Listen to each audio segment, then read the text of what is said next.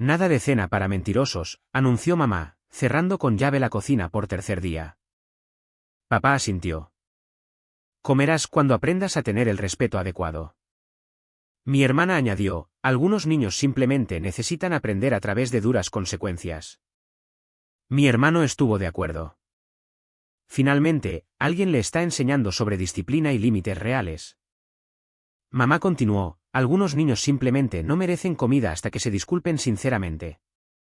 Cuando me desmayé en la escuela, la enfermera me pesó e inmediatamente llamó al 911.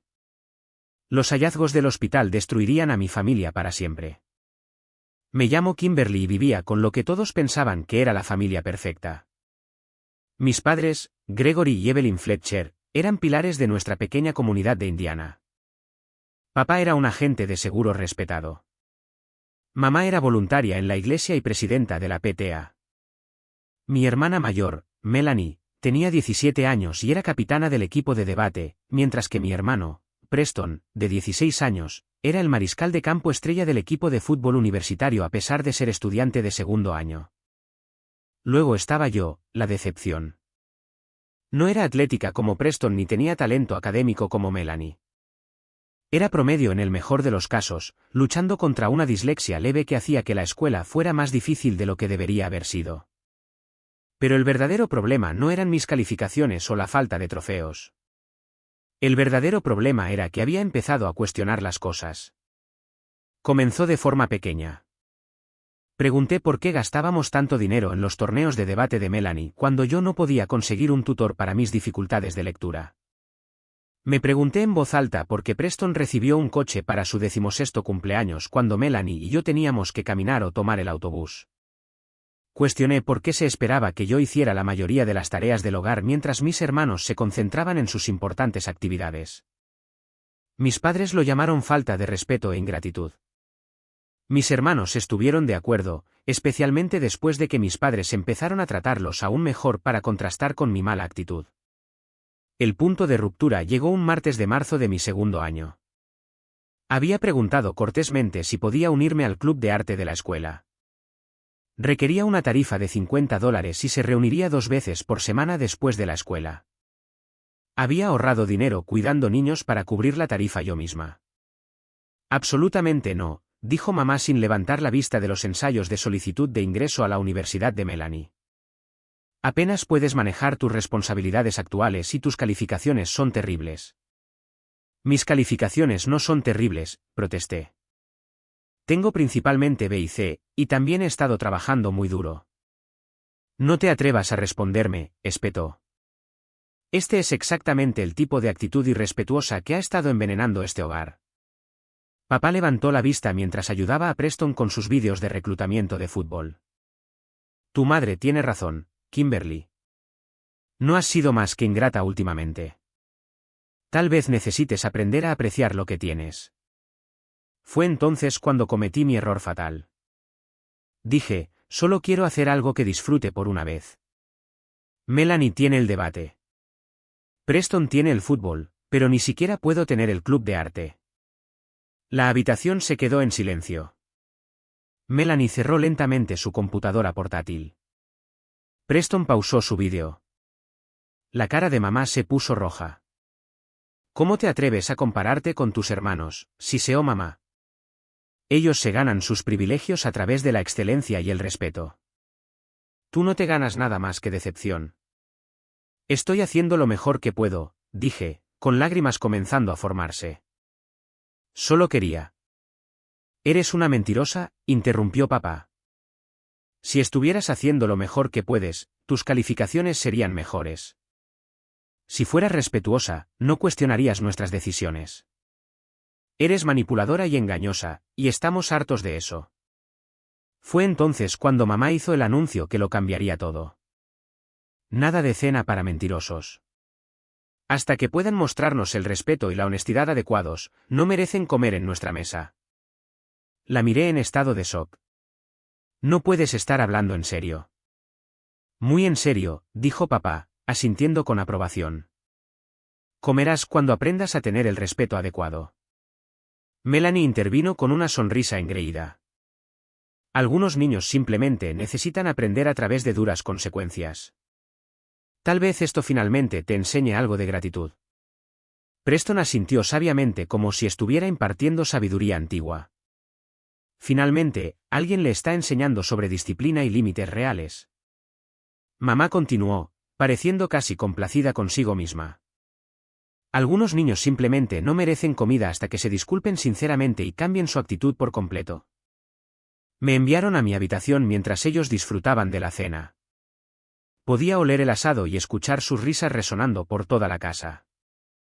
A la mañana siguiente, bajé las escaleras esperando que hubiera sido algún tipo de lección retorcida. Seguramente, no me dejarían morir de hambre, pero la cocina era diferente. Mamá había instalado una cerradura en la puerta de la despensa durante la noche. El refrigerador tenía un candado. Incluso el frutero había desaparecido. Buenos días, cariño, dijo mamá alegremente a Melanie, que estaba comiendo panqueques y tocino. ¿Dormiste bien? Me quedé allí de pie en mi pijama, con el estómago gruñendo. ¿Puedo desayunar? La temperatura en la habitación bajó 10 grados. ¿Has aprendido a tener el respeto adecuado?, preguntó papá sin levantar la vista de su periódico. Yo. Lo siento por cuestionarlos, dije en voz baja.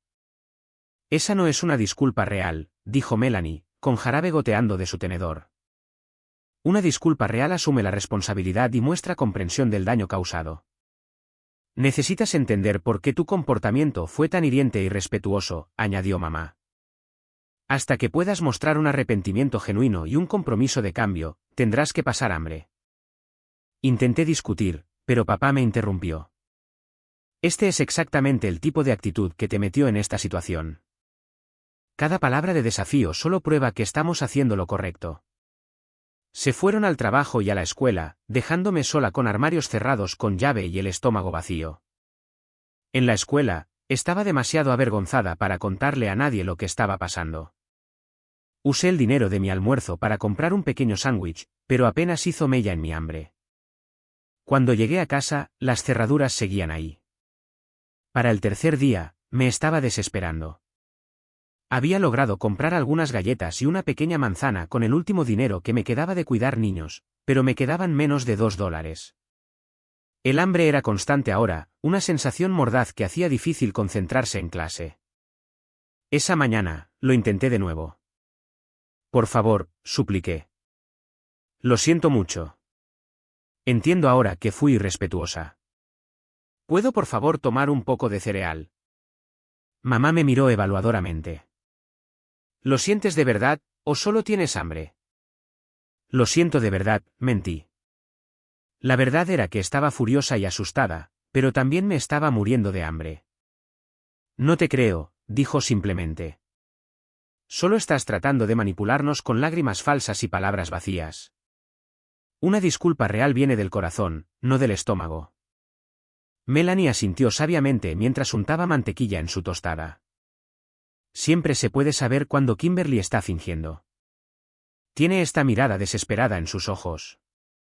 El hecho de que te estés centrando en la comida en lugar de reflexionar genuinamente sobre tu comportamiento demuestra que no has aprendido nada, añadió Preston, cargando su plato con huevos y salchichas. Papá dobló su periódico y me miró con lo que probablemente pensó que era sabiduría paternal.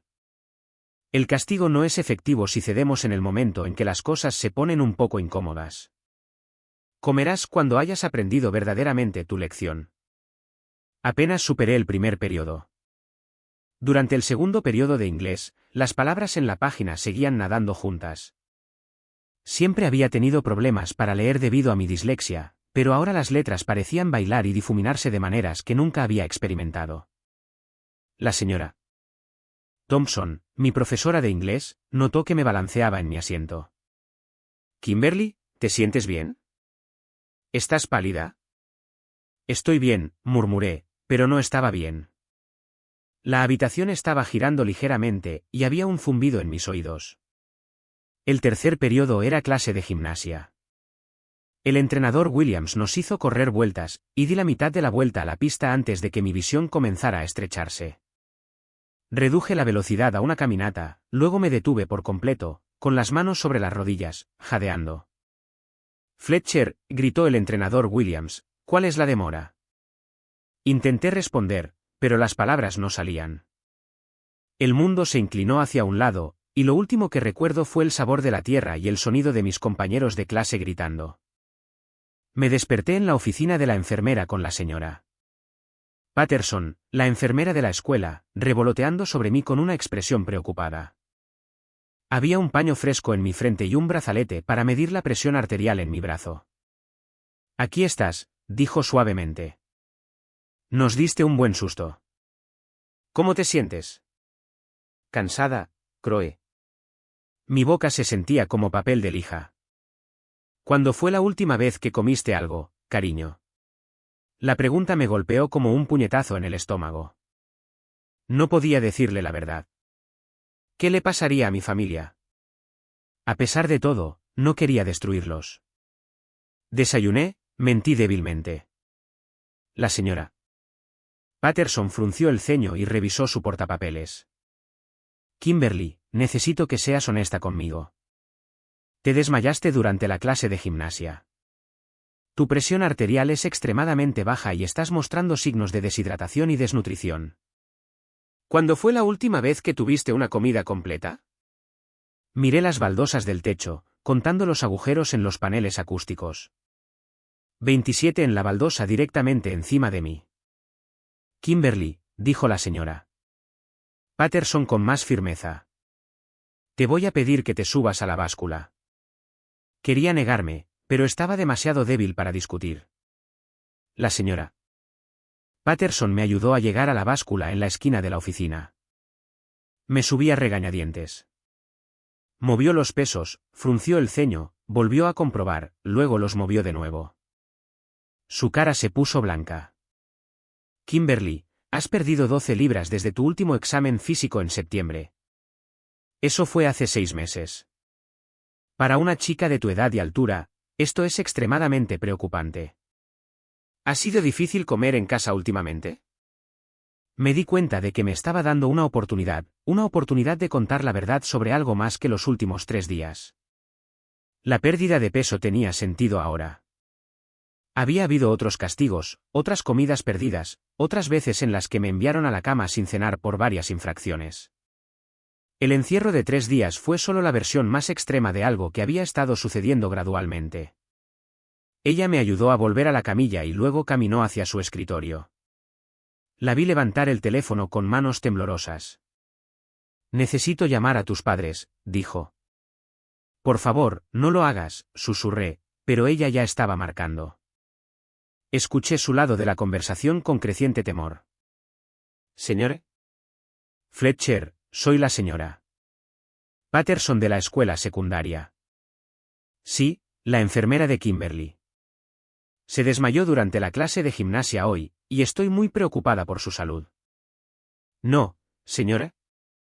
Esto no es algo que pueda esperar hasta después del trabajo. Necesito que venga a la escuela de inmediato. Hubo una larga pausa. Señora, con respeto, su hija ha perdido 12 libras y está mostrando signos de desnutrición severa. Esto es una emergencia médica. Sí, entiendo que está ocupada, pero señora Fletcher, si no puede venir a la escuela dentro de la próxima hora, estoy obligada por ley a llamar a los servicios de emergencia. Otra pausa. Luego, la voz de la señora Patterson se volvió profesionalmente helada. Ya veo. En ese caso, estoy llamando al 911 ahora. Su hija necesita atención médica inmediata. Los paramédicos llegaron en 10 minutos. Mamá apareció justo cuando me estaban subiendo a la ambulancia. Su cara era una máscara de preocupación y confusión que parecía genuina para cualquiera que no supiera mejor.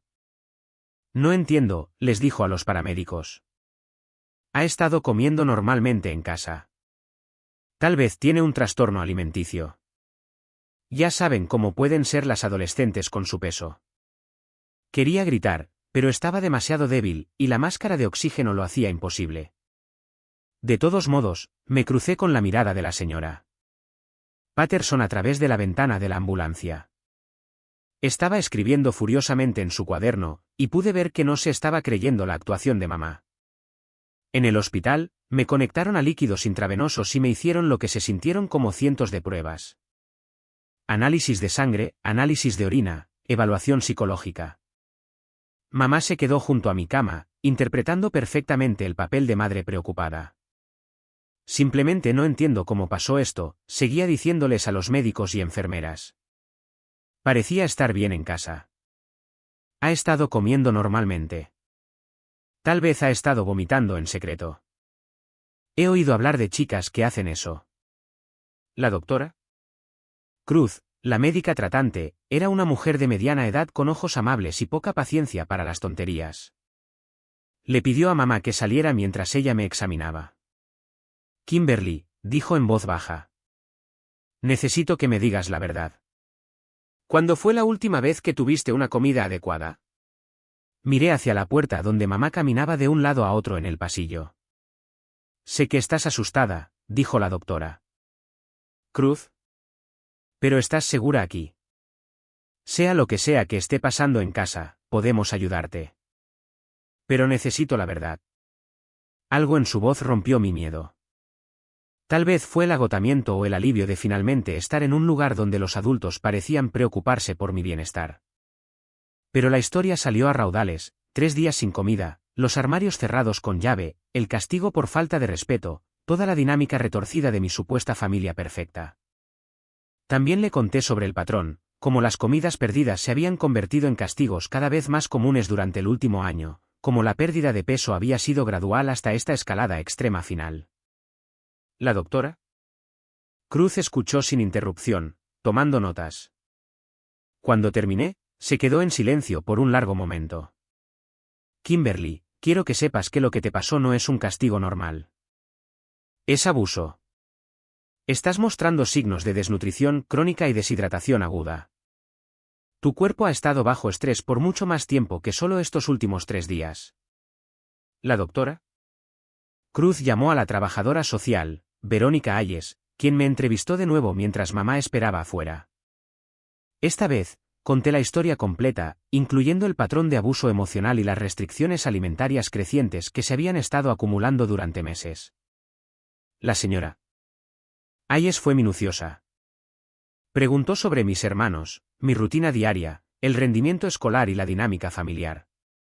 Tomó fotos de mi estado y documentó todo meticulosamente. Cuando finalmente dejaron entrar a mamá, inmediatamente se puso en marcha. Doctora, estoy muy preocupada por Kimberly. Ha estado actuando últimamente, mintiendo, siendo irrespetuosa. Me pregunto si esto es algún tipo de comportamiento para llamar la atención. Tal vez dejó de comer para preocuparnos. ¿La doctora? Cruz miró a mamá con un disgusto apenas disimulado. Señor Fletcher, su hija está sufriendo de desnutrición crónica y deshidratación severa. Su cuerpo muestra signos de estrés prolongado y privación intermitente de alimentos.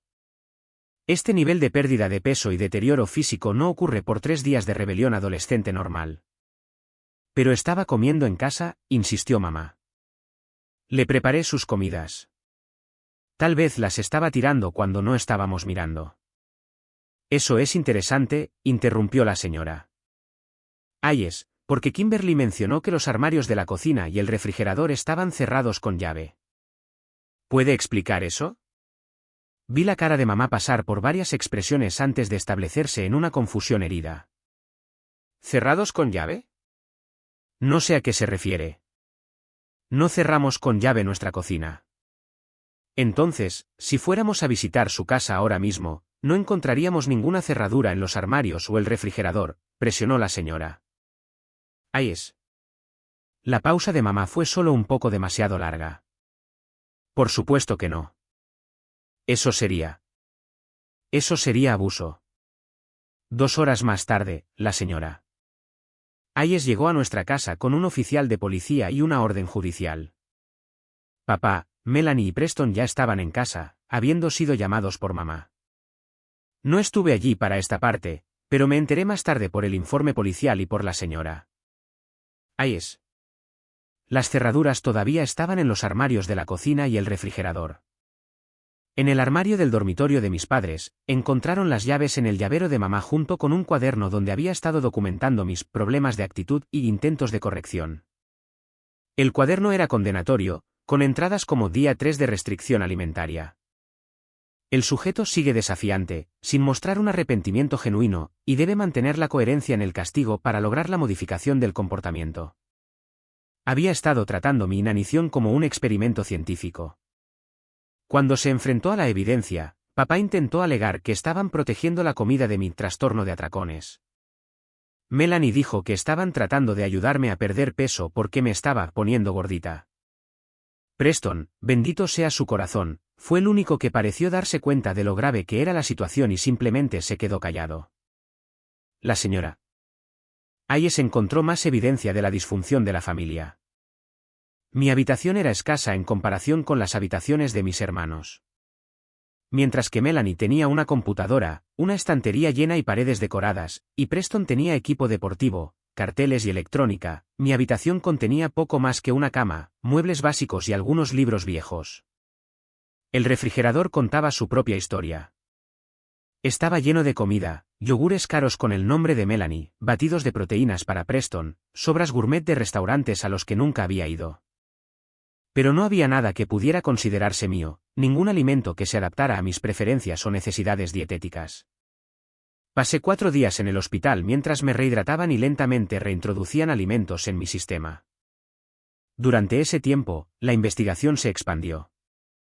CPS entrevistó a mis maestros, quienes admitieron que habían notado cambios en mi comportamiento y apariencia, pero no habían sabido cómo interpretarlos. La señora Thompson dijo que me había vuelto cada vez más distraída y cansada en clase. El entrenador Cruz informó que mi rendimiento atlético había disminuido drásticamente. Varios maestros mencionaron que parecía retraída y triste, pero lo habían atribuido a problemas típicos de la adolescencia. El consejero escolar, el Sr. Davis, se sintió terrible. Kimberly siempre fue tan callada y educada, les dijo a los investigadores. Nunca causó problemas, nunca pidió ayuda. En retrospectiva, eso podría haber sido una señal de alerta, pero parecía estar sobrellevándolo. Lo que realmente selló el destino de mi familia fue la entrevista de Melanie con la trabajadora social. Mi brillante hermana campeona de debate aparentemente no se dio cuenta de que alardear de los métodos de disciplina efectivos de la familia se vería como evidencia de abuso en lugar de una buena crianza. Le contó a la señora Hayes con obvio orgullo sobre cómo finalmente habían encontrado una consecuencia que funcionó en mí. Describió mis reacciones a la restricción alimentaria como prueba de que finalmente estaba aprendiendo respeto. Incluso mencionó que habían estado documentando mi progreso para ayudar a otras familias con niños difíciles. La entrevista de Preston fue diferente. Cuando se le preguntó sobre la situación, se echó a llorar y admitió que se había sentido incómodo con el castigo pero que no había sabido qué hacer. Mamá y papá dijeron que era necesario, siguió repitiendo. Dijeron que Kimberly necesitaba aprender. Los cargos cayeron como un martillo. Mamá y papá fueron arrestados por cargos de abuso infantil, poner en peligro a un niño y negligencia infantil. Las cerraduras, el cuaderno y la evidencia médica hicieron que el caso fuera hermético. Las noticias locales retomaron la historia. Agente de seguros local y su esposa arrestados por dejar morir de hambre a su hija, fue el titular que destruyó su reputación cuidadosamente elaborada. Papá perdió su trabajo inmediatamente. Mamá fue destituida de su cargo como presidenta de la PTA y se le prohibió ser voluntaria en la iglesia. Fui puesta en cuidado de crianza temporalmente mientras resolvían qué hacer con Melanie y Preston.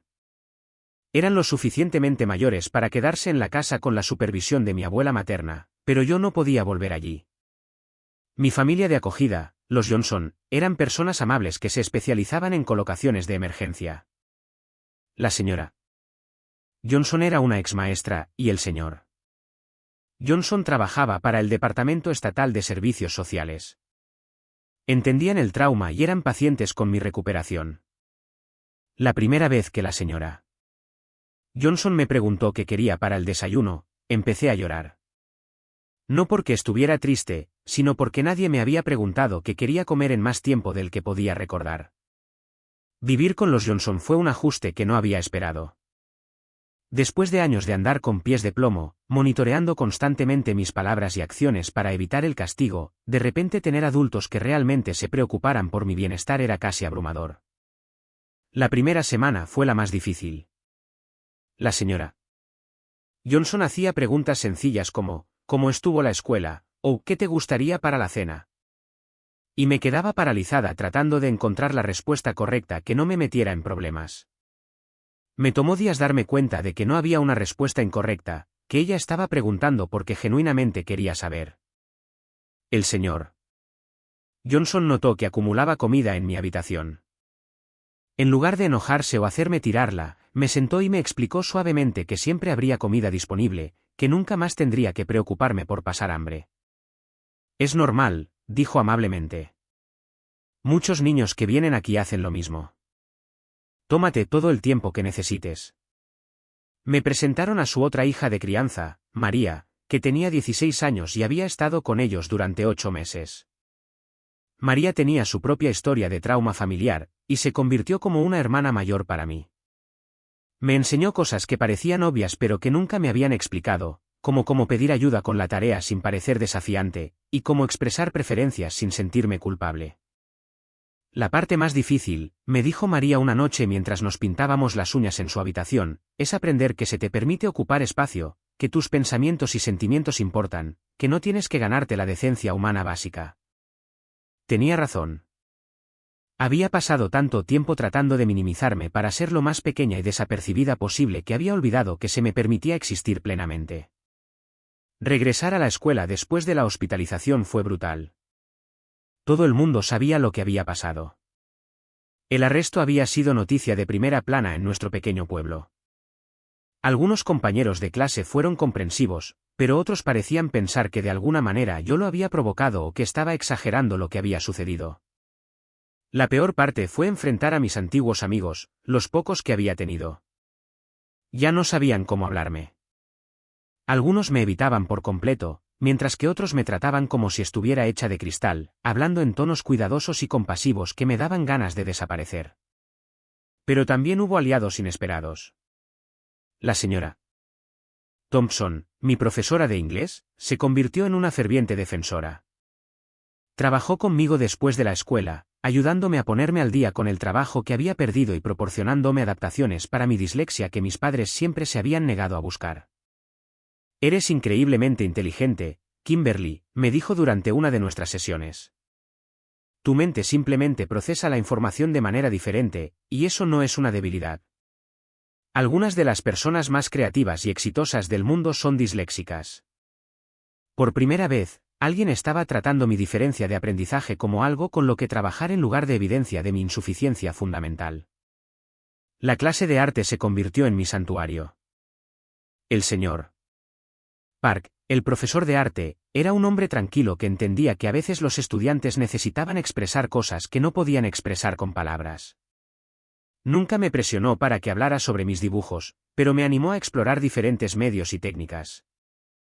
Empecé con bocetos sencillos, sobre todo paisajes y naturalezas muertas, temas seguros y neutrales, pero poco a poco mi arte se volvió más personal.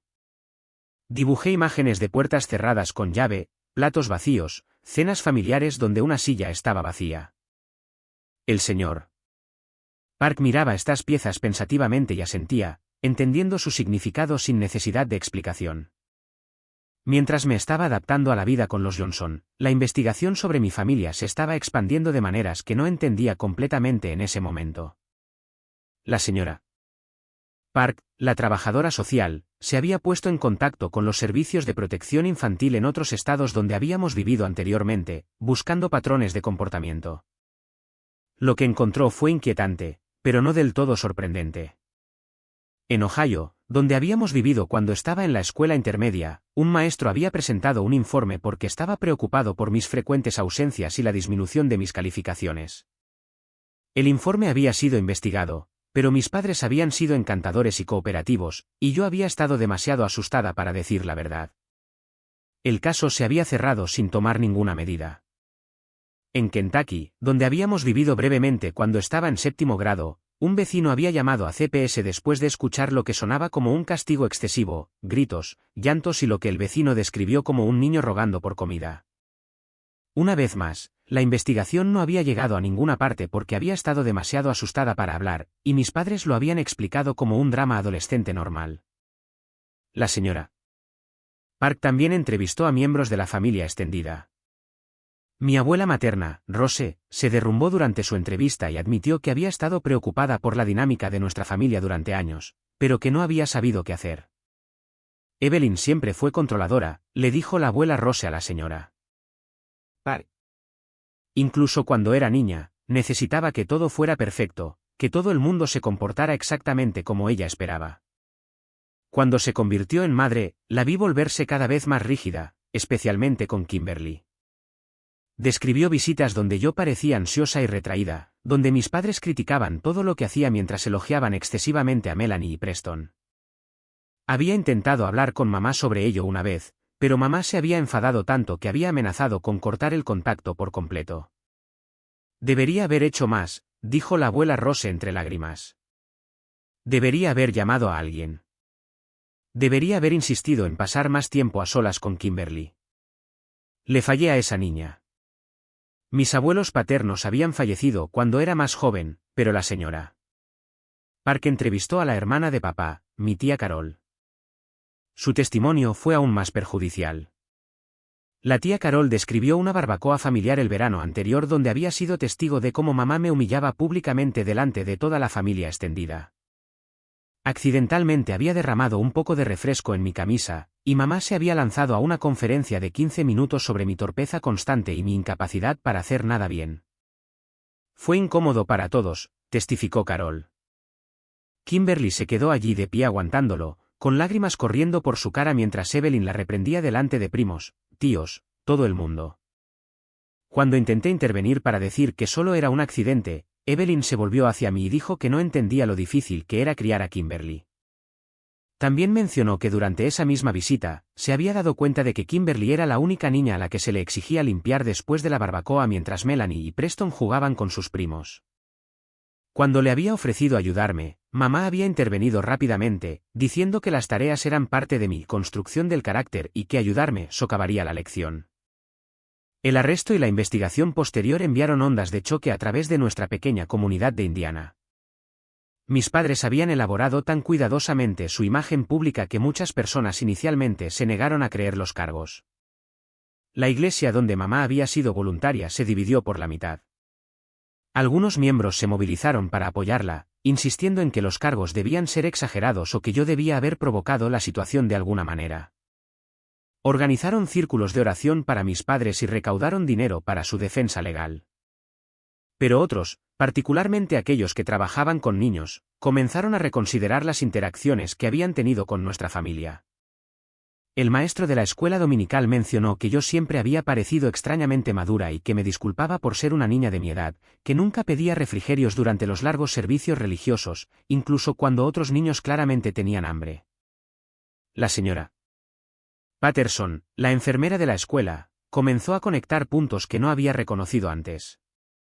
Se dio cuenta de que había ido a su oficina con frecuencia durante el año pasado con quejas vagas, dolores de cabeza, dolores de estómago, fatiga, que ahora parecían que podrían haber sido síntomas de estrés crónico y privación intermitente de alimentos. Siempre fue tan educada, tan apologética por quitarme mi tiempo, les dijo la señora Patterson a los investigadores. Pedía solo una galleta salada para su malestar estomacal y luego se la comía como si se estuviera muriendo de hambre. Pensé que era solo una de esas niñas que se olvidaba de desayunar, pero ahora me pregunto cuántas comidas se estaba perdiendo en realidad. El consejero de la escuela secundaria, el señor Davis, también comenzó a revisar sus interacciones conmigo con una nueva comprensión. Había notado en mi expediente que era inusualmente madura y autosuficiente y reacia a discutir asuntos familiares. Lo que había interpretado como independencia ahora parecía una niña que había aprendido a no pedir ayuda. Los colegas de papá en la agencia de seguros se sorprendieron pero comenzaron a recordar comentarios preocupantes que había hecho sobre la crianza de los hijos. Su secretaria recordó que bromeaba sobre tener que despojarme de mi actitud de tener derecho y elogiaba a Melanie y Preston por ser niños de verdad mientras me llamaba la niña problemática. Un compañero de trabajo testificó que papá una vez dijo, con aparente orgullo, que él y mamá habían descubierto cómo hacer que la disciplina realmente funcionara conmigo, lo que implica que los castigos anteriores no habían sido lo suficientemente severos. Mientras yo comenzaba a sanar en el cuidado de crianza, Melanie estaba luchando con las consecuencias del arresto de nuestros padres. Como la niña dorada que nunca se había enfrentado a las consecuencias de sus acciones, estaba completamente desprevenida para las consecuencias sociales. Sus solicitudes de ingreso a la universidad se vieron afectadas cuando el consejero escolar se sintió obligado a incluir información sobre la situación familiar.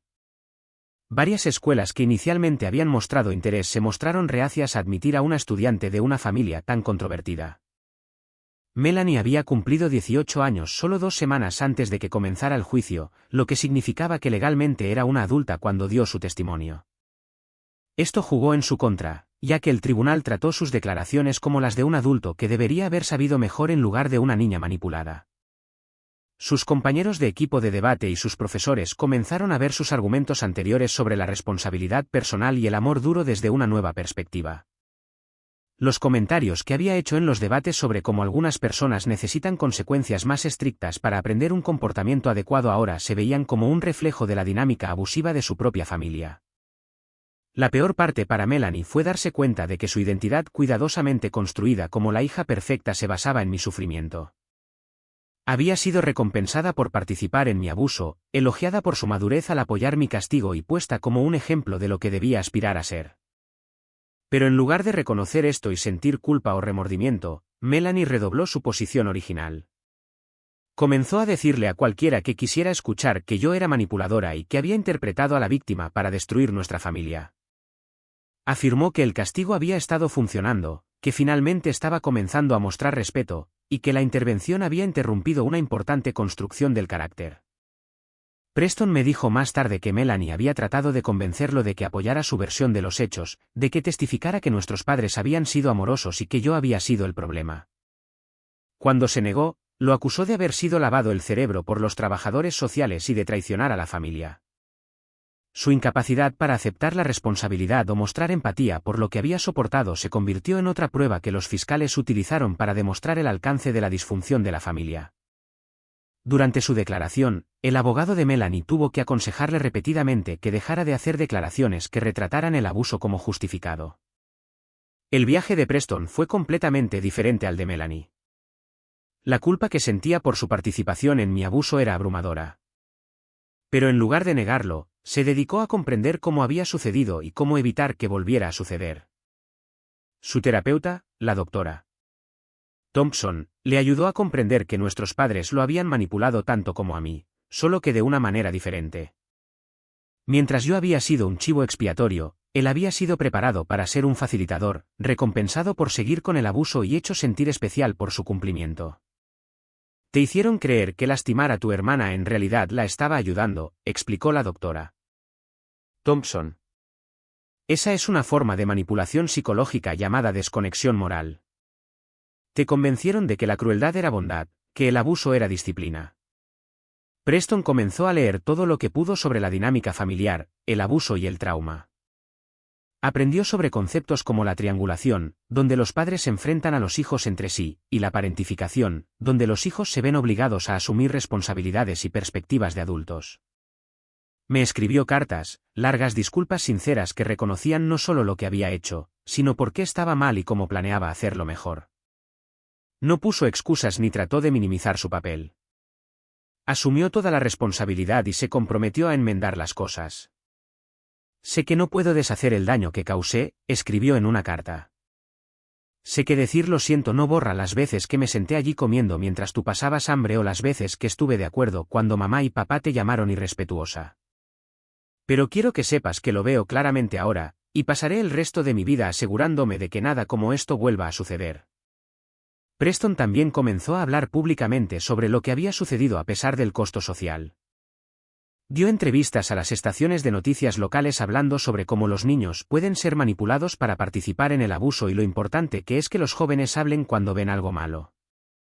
Sus compañeros de equipo de fútbol inicialmente le dieron un momento difícil, llamándolo un traidor familiar y diciendo que debería haber mantenido los asuntos familiares en privado. Pero Preston se mantuvo firme, explicando que proteger a los abusadores nunca era más importante que proteger a las víctimas.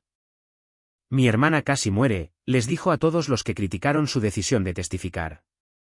Se estaba muriendo de hambre en nuestra casa mientras nosotros nos sentábamos allí comiendo la cena y llamándolo disciplina. Si eso no vale la pena hablar, ¿qué lo vale? El juicio fue un circo mediático en nuestro pequeño pueblo. Mamá y papá contrataron a un abogado caro que trató de pintarme como una adolescente problemática que había manipulado la situación. Afirmaron que tenía un trastorno alimenticio y que les había ocultado mi restricción alimentaria. Esta estrategia fracasó espectacularmente cuando la fiscalía presentó la evidencia del cuaderno y las declaraciones grabadas de Melanie. Es difícil alegar ignorancia cuando tu propia hija está grabada describiendo la estrategia familiar para lidiar con mi falta de respeto. La evidencia médica fue abrumadora. ¿La doctora? Cruz testificó que mi condición era consistente con una restricción alimentaria prolongada y un estrés crónico, no con un trastorno alimenticio. Un psiquiatra explicó cómo el abuso psicológico había sido tan perjudicial como la negligencia física. La señora Patterson, mi enfermera de la escuela, dio un testimonio emocional sobre encontrarme colapsada y la llamada telefónica con mamá. Estaba más preocupada por faltar al trabajo que por la emergencia médica de su hija, le dijo al jurado. Pero el testimonio más perjudicial provino de una fuente inesperada, Preston. Mi hermano, todavía menor de edad, pidió testificar sobre lo que realmente había sucedido en nuestra casa. Su testimonio fue devastador. Me hicieron sentir como si estuviera ayudando a Kimberly, dijo, con lágrimas corriendo por su cara. Dijeron que necesitaba amor duro para convertirse en una mejor persona, pero pude ver que se estaba poniendo más delgada y triste, y no hice nada para detenerlo. Describió las cenas familiares donde discutían mis problemas de actitud mientras yo estaba encerrada en mi habitación. Habló sobre cómo mamá y papá lo elogiaron a él y a Melanie por ser apoyo del proceso de aprendizaje de Kimberly. Admitió que había disfrutado de la atención especial y los privilegios que venían con ser los buenos hijos. Sabía que estaba mal, sollozó. Pero me hicieron creer que la estábamos ayudando. Nunca me perdonaré por no hablar.